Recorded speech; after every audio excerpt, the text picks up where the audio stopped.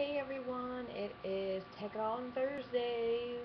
It is September 27th, 2012. And holy shit, this damn year is almost over. Can't believe it. I feel like it totally flew by.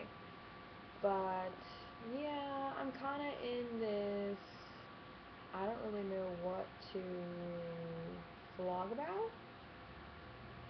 It's pretty unfortunate. I usually have something really passionate on the brain to vent, rant, or bitch about, or whatever, or explain, or something. But I guess there are a few things on my mind. Couple of people on my mind.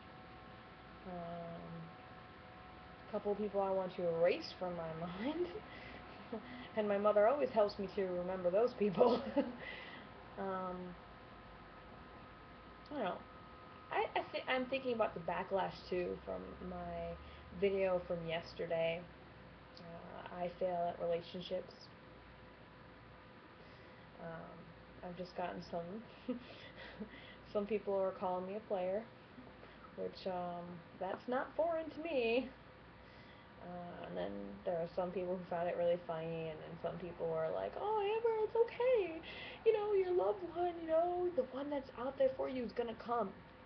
It's gonna happen. They're looking for you right now." Which, I mean, I totally believe that. I'm not, like, bummed out that I'm not with a guy. I mean, don't anyone get me wrong. I'm not, like, fucking crying or anything like, "Oh my god, I just can't find anybody." Because if I was like, "Oh my god, I can't find anybody," then I would have been like in my video, "Oh my god, I can't find anybody."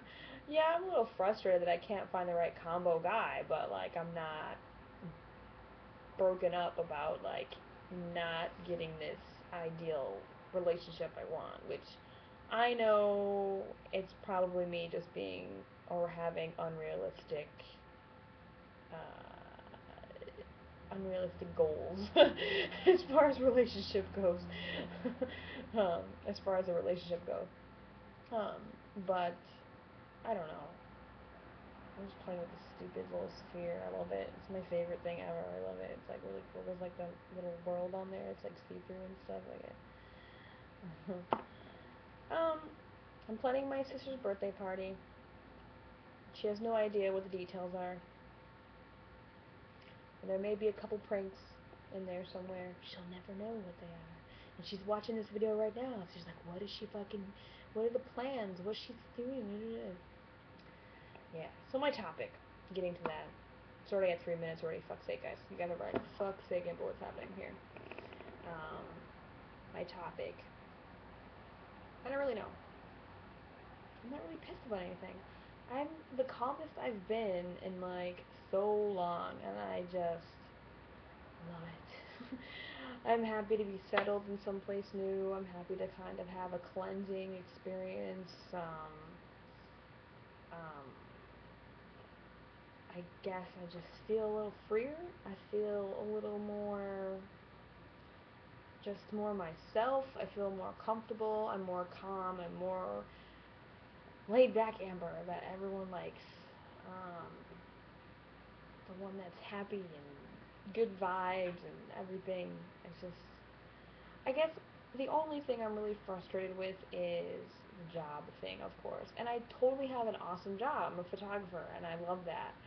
But there's always in the back of my head, or not even in the back of my head, I think about it every day. Like, I think about every day how I'm not on the set, I'm not on film set, so I know it's where I have to be. And um, since Joe left, I've been definitely kicking up my proactivity. I don't even know if that's a fucking word. I have no idea.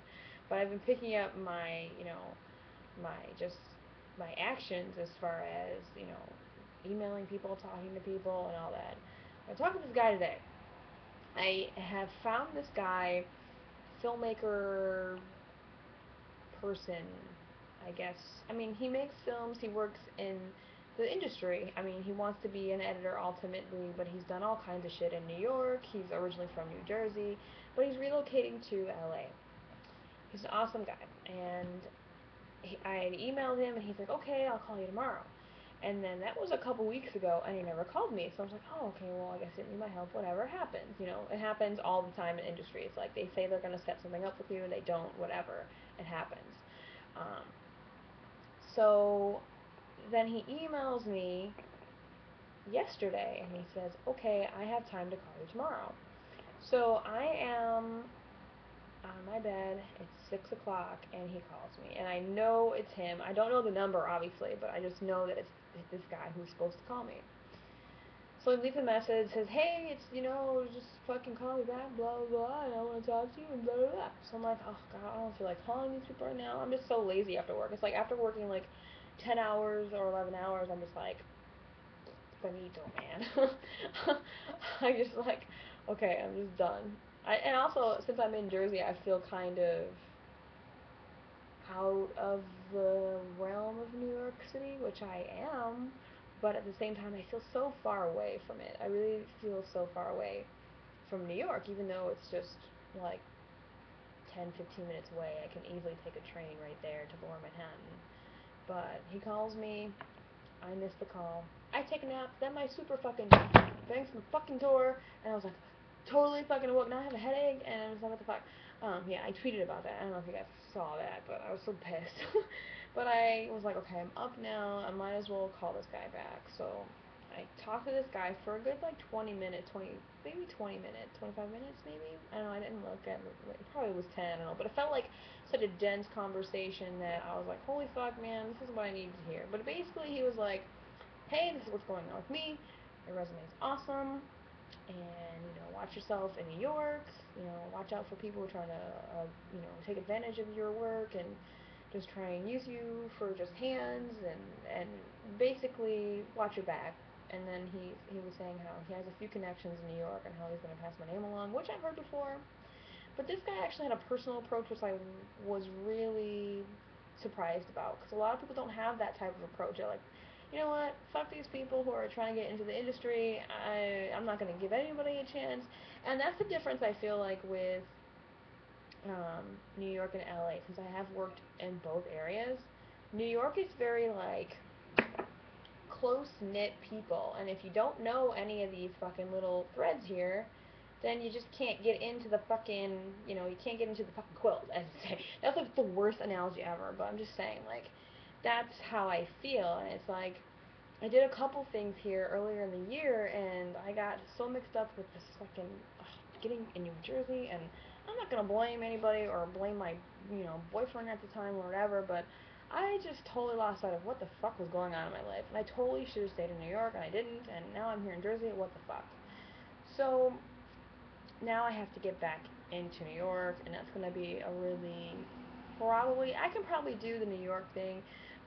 Living in Jersey City, which I do like living in Jersey City. It's just a little. I hated General Square. I fucking hated living there, and I only lived there for only one fucking reason, and I never, ever going to do it again for anybody I'm with. If I'm going to live somewhere with somebody, I'm going to be with someone I definitely feel would make the sacrifices for me, and I'm gonna like living in the place that he wants to bring me to. Fuck that shit. um, but yeah, so the conversation just was great. It was pretty much, hey, I'm gonna be in LA, and if you plan on going back to LA, which LA keeps coming up into my head a lot. Like I woke up the one morning, and my first thought was, okay, I have to text this person really quick, smiley face, whatever. My second thought was, okay, I really miss waking up to sunlight. My third thought was, I fucking miss LA, California. And I'm just like, I just got ready for work, and I'm just like, and those things are the first thought you have in the morning. I feel like maybe that's a sign. And then a lot of people, I mean, I see posts from, a couple of directors I've worked with in LA, and, they're kind of moving on, they're doing these projects, and I'm like, what the fuck is going on here? I definitely have skills, and I definitely have the, I don't know, maybe I don't, who the fuck knows, I don't know. But they're just talking about all their great things that are happening in, LA, and then my one friend, he was like, oh, I'm gonna I'm applying for a transfer to fucking somewhere in California. Like, this is fine. I need to go to California. I need to go back there. Like, I just, the only thing that really keeps me on the East Coast is my family. And that's a bummer. Like, Jen, hello, my sister, like, we need to get your business going so we can move to the West Coast like we planned. Like, what the fuck? We need to do this. I want to be there in the fucking sunshine. I don't care if California falls in the fucking ocean or what. I just want to go there. I don't know. That's me being a little baby. Um, I don't know. I guess that was my update for my life, which is like I feel like I'm back on track, and that's pretty bad news for one person. My family is probably watching this, and they're like, "Duh, Amber, what the fuck?" My friends are like, some of my friends are like, "Hey, she mentioned me once or twice in there," and some of them are like, "Oh my god, Amber, duh, hello," and some people are like, "What the fuck is she talking about?" I don't know. But yeah, photography is a big part of my life, and starting my business is a big chunk of it. And I really want to keep trying to, fucking keep going with that. I don't really know what this is, but I want to keep fucking going ahead with my business. But then I always think, I'm like, when I was on set, when I did that pilot, when I was hired for a few weeks for that show, I literally only had enough time to work and sleep. I mean, obviously, when you're on set, they feed you, so it's like I didn't have to worry about going to the grocery store. I didn't have to worry about, only thing I had to really worry about was laundry on my day off. Really, because when I got home, I mean, I drove home or took the subway home or whatever, I just crashed and I woke up and went right back to work. And because like when you're working 17, 18, 19-hour days, it's like it's your life. When you're on set, it's totally your fucking life. And if you don't love it, then you don't. You're gonna fucking hate it. And it's like I knew that it was taking over my life, and I barely had enough time to text people that, my family. I barely had, enough time to, you know, give attention to the people that I needed to give attention to, and it's, it just took over, and I realized that, and it's like, I didn't mind, it's where I wanted to be, and maybe that's a little sick, I don't know, maybe that's me being obsessed with, like, where I want to be on set. I just love it. When I was making my own short film, I loved it. So I just need to really focus. And I know people are out there like, Amber, you're fucking the most ambitious, focused person I fucking know. And I know some of you guys probably do think that, and I know I do have faith in myself. Don't get me wrong. I don't want anyone to be like, oh Amber, you can fucking do it. Like I know I can fucking do it. Like it's just a matter of making sure that I just stay on track and I don't get distracted.